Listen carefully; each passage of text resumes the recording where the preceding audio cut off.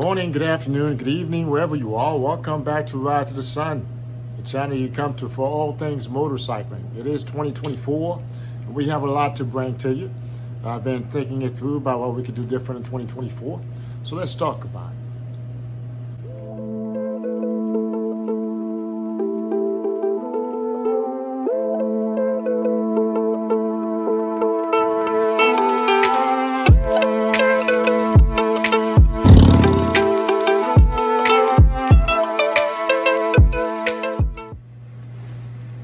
Well, this ST that you're seeing is the old ST, and I had the opportunity to look at the 2024 CVO ST, and to be honest, I was quite moved and not easily impressed. I haven't had a chance to ride it, but compared to this baby, the Gunship Gray ST, very nice bike. I'm not sure what the weight difference is, but I know it's 25 pounds lighter than the regular CVO, the new one. I'm not sure what the weight difference is. I had a chance to take a look at it. I wonder what you all thought of the bike, if you've seen it in person. I had a chance to see the black one, and it was, I don't know, I'm not a fan of black bikes, cars as a whole. I mean, I like them, I just don't want to own one because I'd be forever cleaning it and washing it and just obsessing over it being clean. So I like to get things maybe on the dull side, the grays, the whites, and things of that such. So what did I think of the bike? I think the bike was interesting. I actually like the black paint, and I'll digress back to that. I actually like the black paint. Had a little bit of flakes in it. Actually, lots of flakes in it. But the white one, which I'm interested on, supposedly does not have the flakes in it, where the regular will glide, the new one, the new white one will have the flakes in it, but the CVO will not. It's more of a flat white paint. Not sure why the decision was made not to put the flakes in the white. Maybe it's that contrast. The black will have it and the white won't have it. Maybe the next year they have it in the white, more like pearl flakes in it, and maybe the black will be more flat. I don't know, maybe it's a decision Hardy made not to have them both be the same type of paint. But either way, there was a couple things I was impressed with. One, the back was 25 pounds lighter. Why? Because I think the niche they're going for is guys like me that has this type of bikes, that has the adventure types of bikes, have a BMW S1000RR, guys coming from, I don't want to say it the wrong way, but more off of faster motorcycle, or have their eyes on some of the other manufacturers that tends to make things a lot more sporty.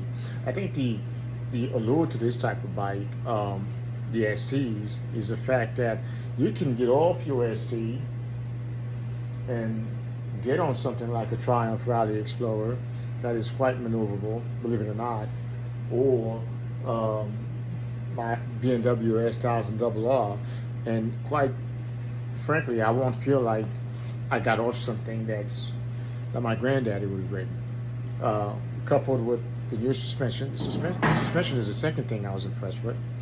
They didn't go all the way, electronic suspension, but they give you, I think it at least has rebound or dampening, some sort of dampening in the front forks, where my Legends don't. They're pretty much sealed. You set it up, and that's it. And the rear also comes with the canisters. I wanted to say that the Screaming Eagle, the ones that they've had before, maybe they've improved on them. I don't know. If anybody knows, put in the comments. But at least they've taken they've listened. They've listened to what some of the things that we have to say. I know I'm in the video. I was pretty critical about where they were going. And I think they are listening to some of their customers, guys like me that are most of the time are not very vocal, but every now and again will say something. And I think Harley may have taken that into consideration as they go forward in their transformation as far as the bikes that they provide to us. I think it's interesting. I think the screen is a welcome change going into the digital age. The light system, not having to carry out the bunny ears like we do. with our system. Let me move the camera so you can see the bike more or less.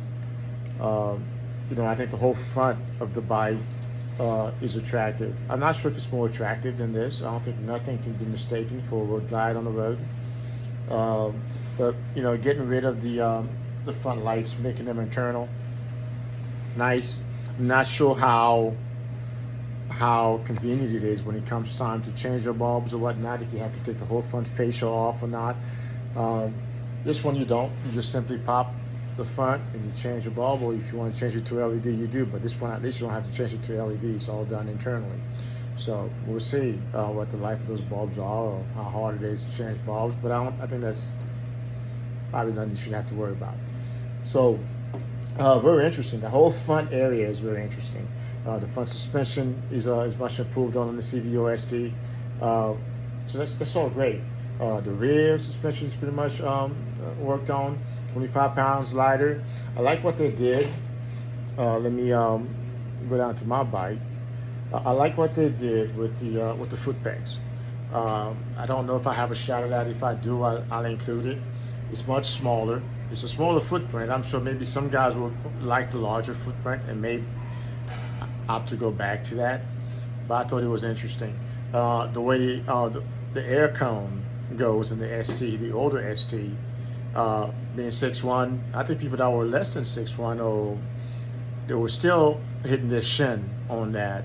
I got into a little fender bender actually with this, and that was the only thing that got hurt. My shin hit that, and that was the only injury I had. So something I actually made a video about a little while back.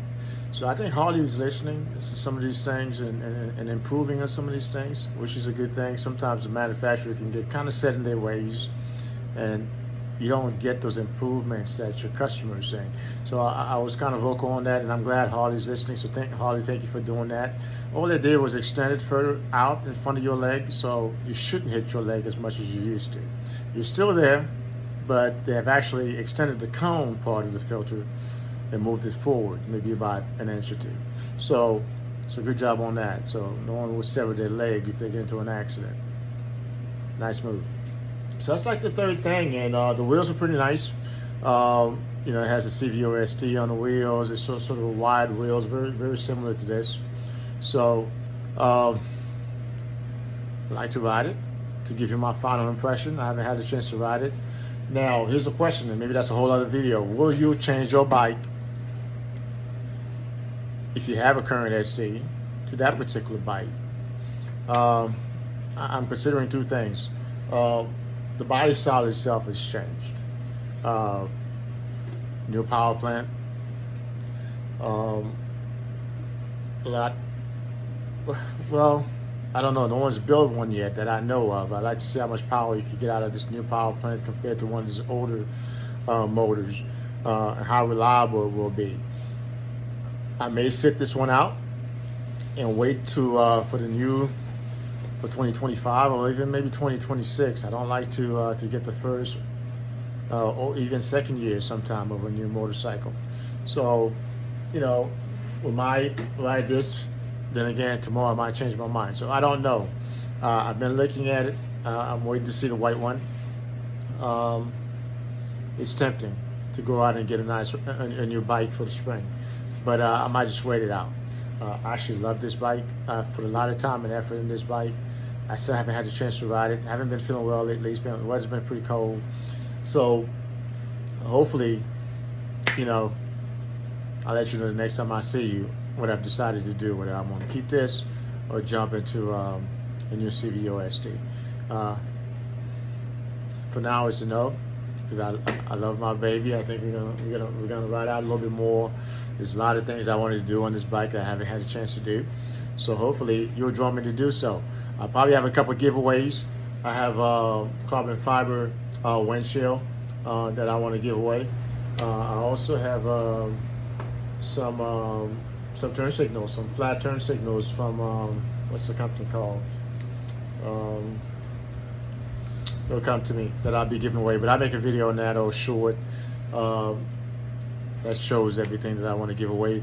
You know what? I give it to the 1,000 subscriber. whenever we get there, I'll be keeping an eye on the subscriber count. If you all subscribe to the channel, I'll be giving away a few things that I'm probably not going to use for a little Betty here, and as we move forward. So I appreciate it's 2024. Lots to talk about. Lots to as the riding season gets near in the spring. So we had a couple trips in mind. So do join us here, Ride to the Sun. It's a positive channel. We'll try to keep it about motorcycles. Every now and again, you might see some cars on the channel. I hope you join us. I hope you decide to like, comment, and subscribe. I'm Andre, and this is Ride to the Sun. Appreciate you stopping by. One love.